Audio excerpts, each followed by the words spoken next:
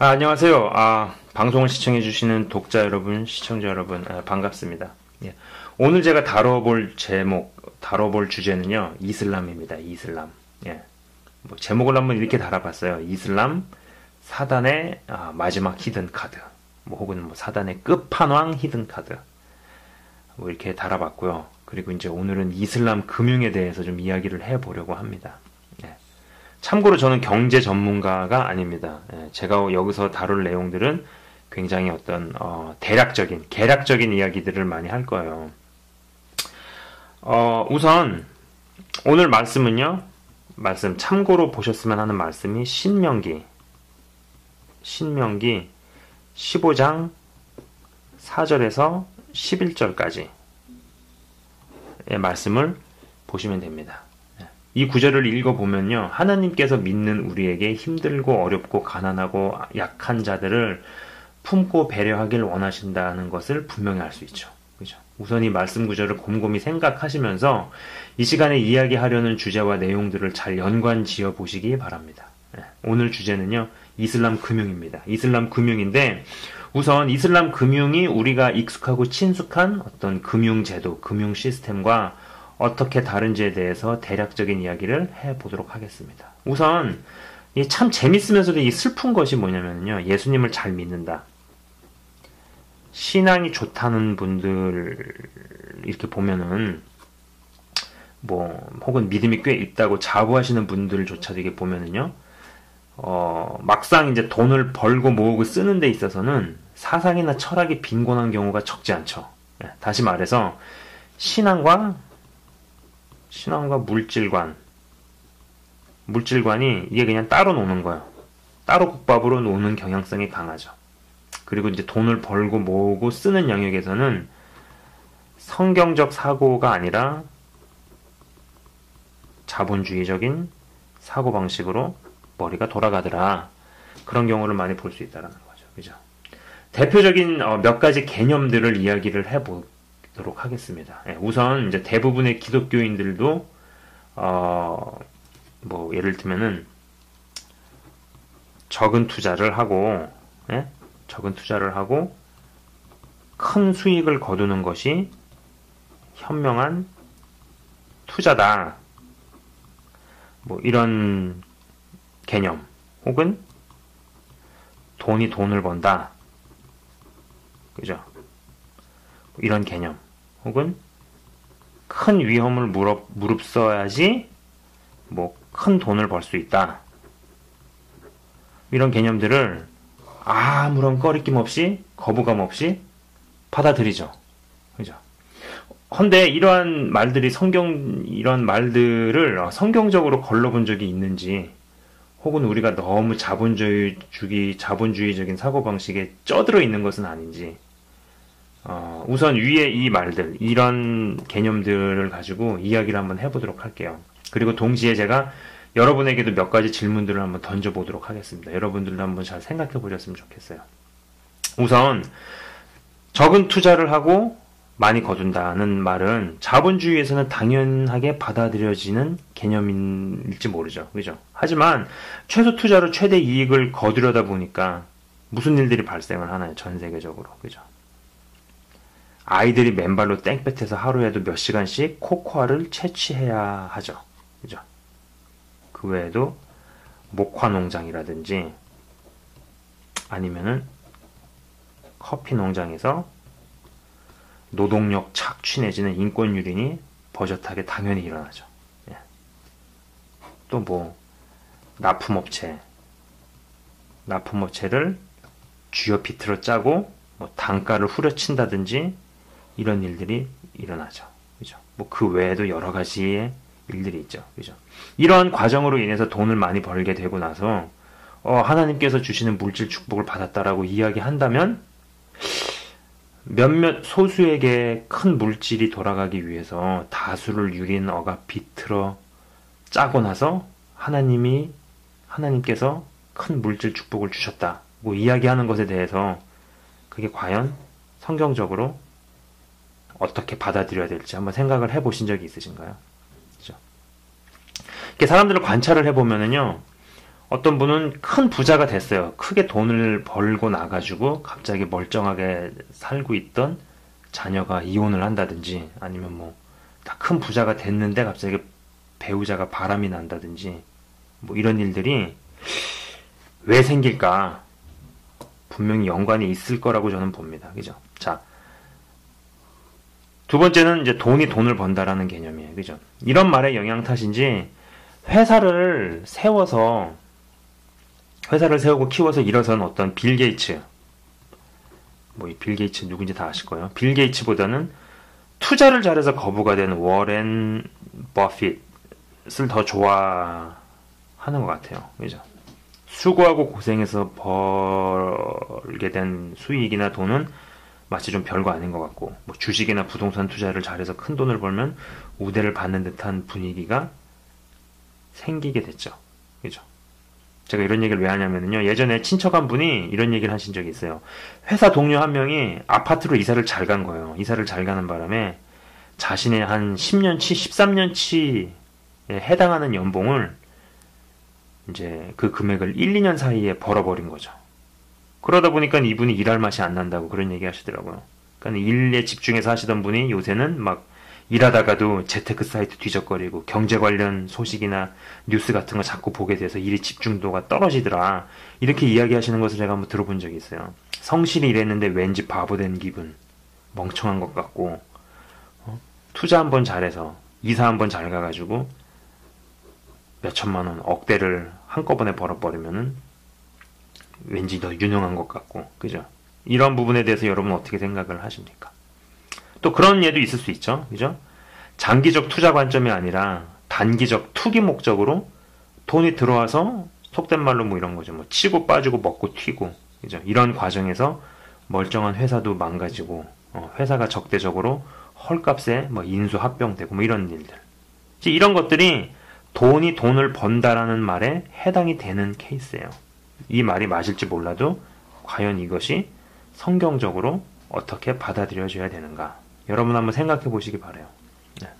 자, 또 어떤 게 있을까요? 큰 위험을 무릅써야 큰 돈을 번다. 자, 2007년도, 2008년도에 그죠? 세계 경제 위기의 출발점이 미국의 서브프라임 몰기지입니다. 여러분 아실 거예요. 그러니까 이게 다시 말해서 프라임 몰기지면은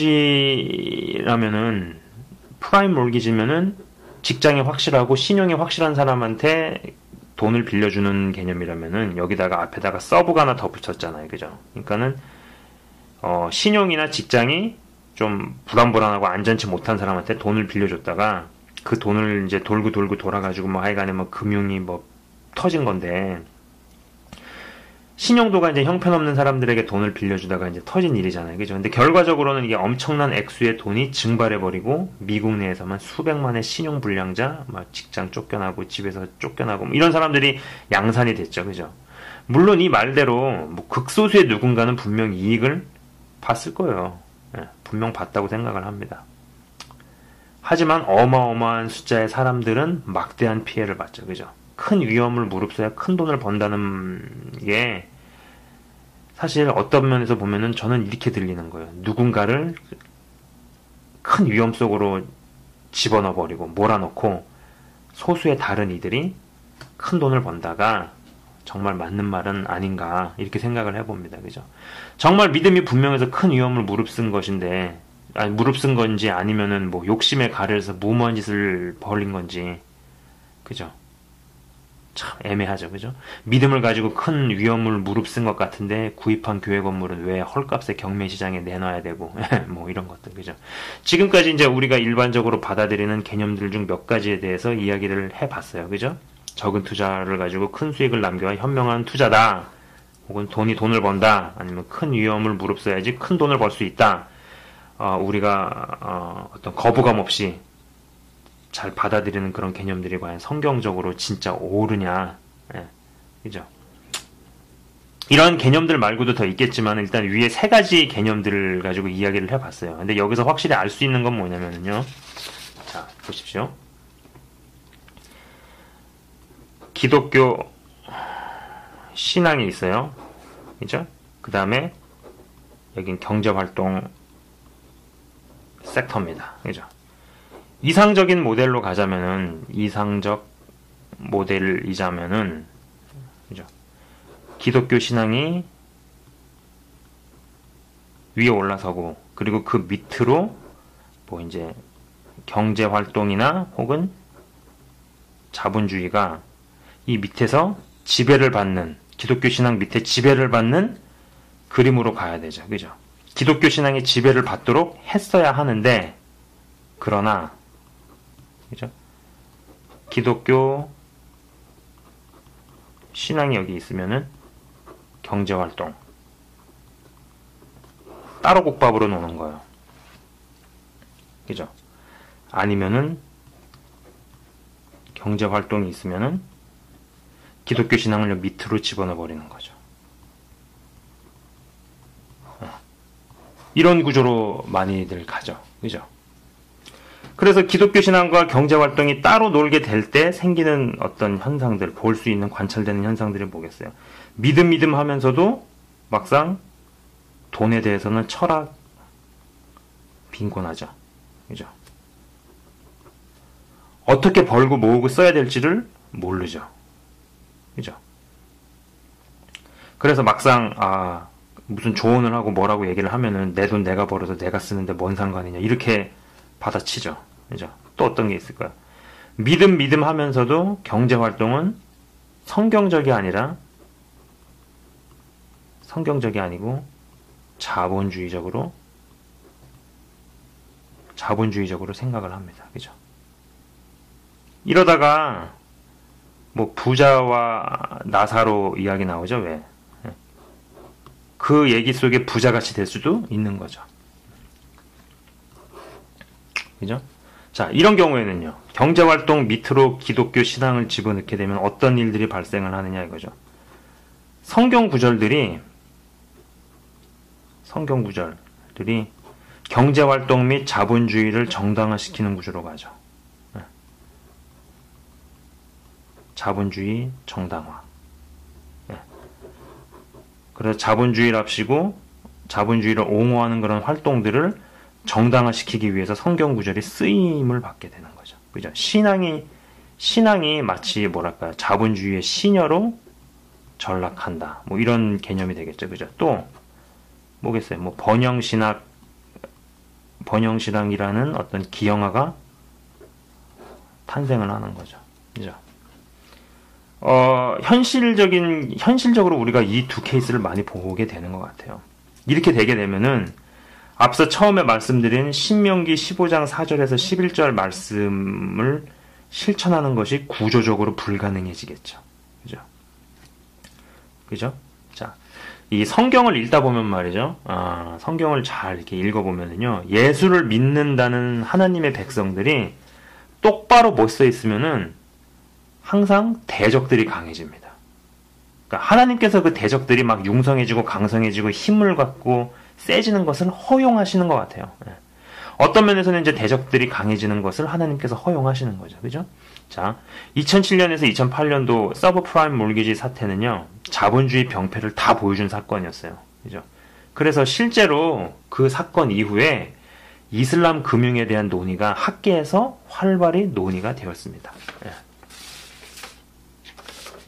자, 그러면은 이 이슬람 금융이 가지고 있는 이 기본적 특징을 한번 논해 보도록 할게요. 우선 이슬람 금융은요, 샤리아법에 근거해서 금융 활동을 합니다.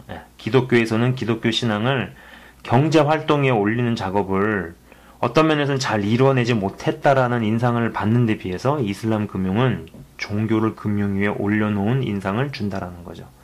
이 작업에 상당히 성공했다라는 생각도 들어요. 그러니까 다시 말해서 아까 말씀드린 것처럼, 자, 기독교 섹터에서는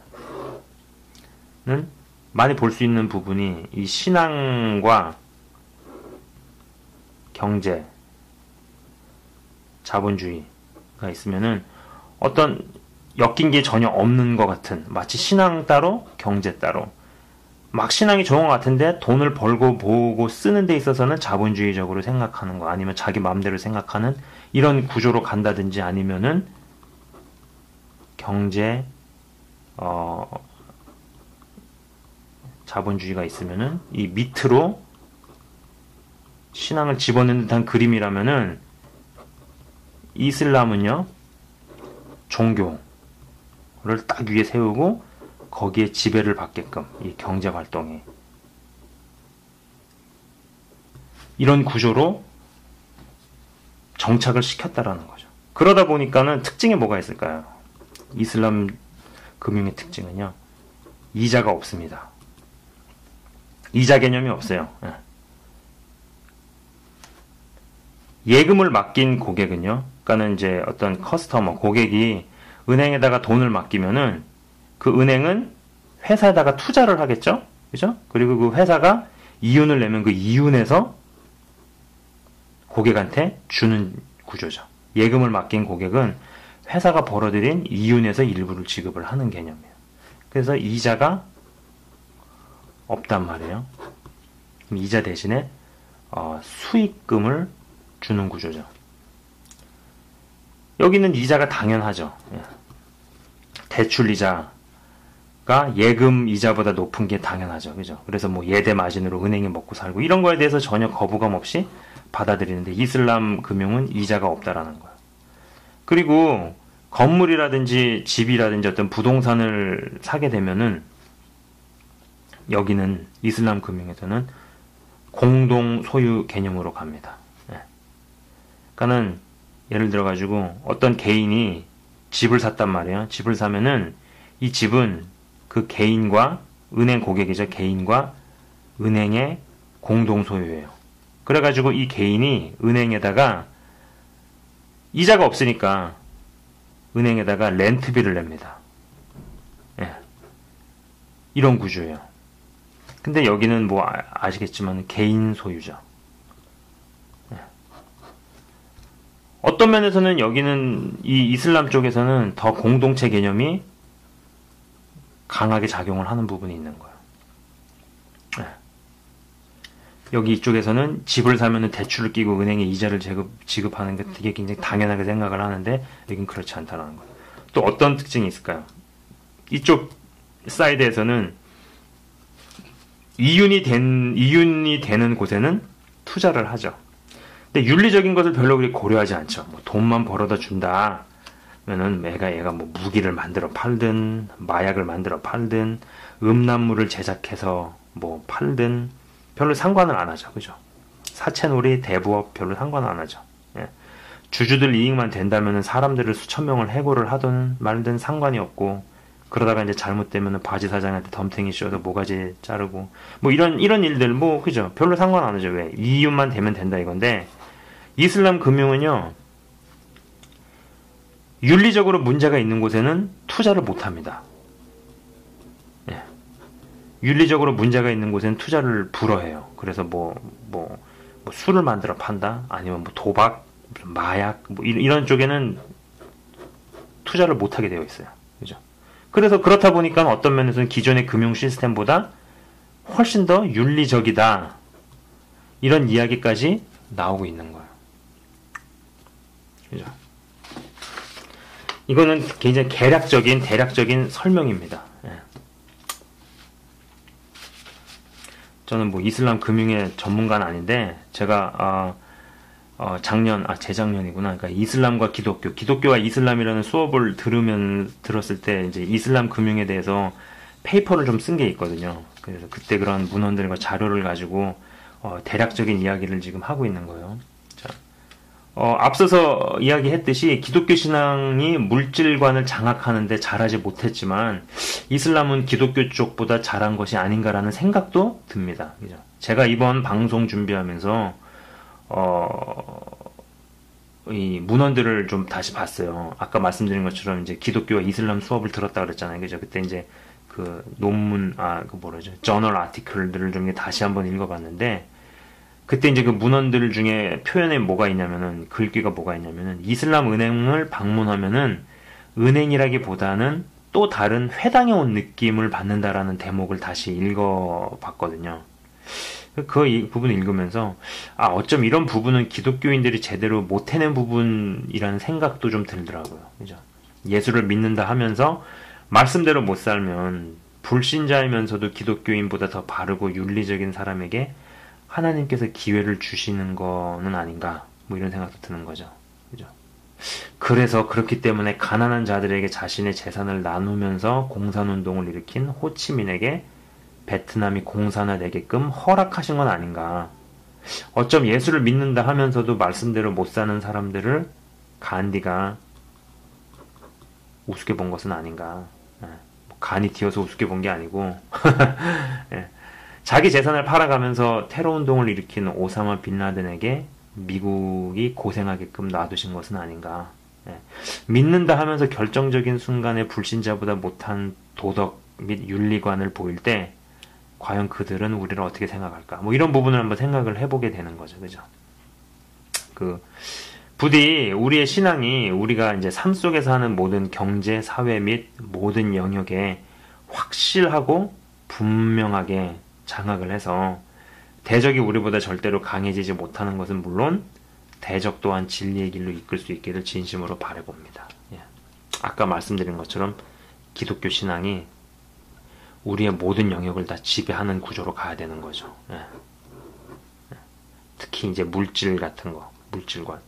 이게 안 되었기 때문에 이슬람의 금융이 강성해진 것이 아닌가 이런 생각을 해보는 거죠. 그죠? 예, 오늘 이야기는 여기서 마치도록 하려고 합니다. 예, 시청해 주셔서 감사드리고요. 이슬람에 대해서 좀 계속 좀 올려보려고 해요. 여러분 한번 잘 생각해 보시는 귀한 시간 됐으면 좋겠습니다. 예, 시청해 주셔서 감사합니다.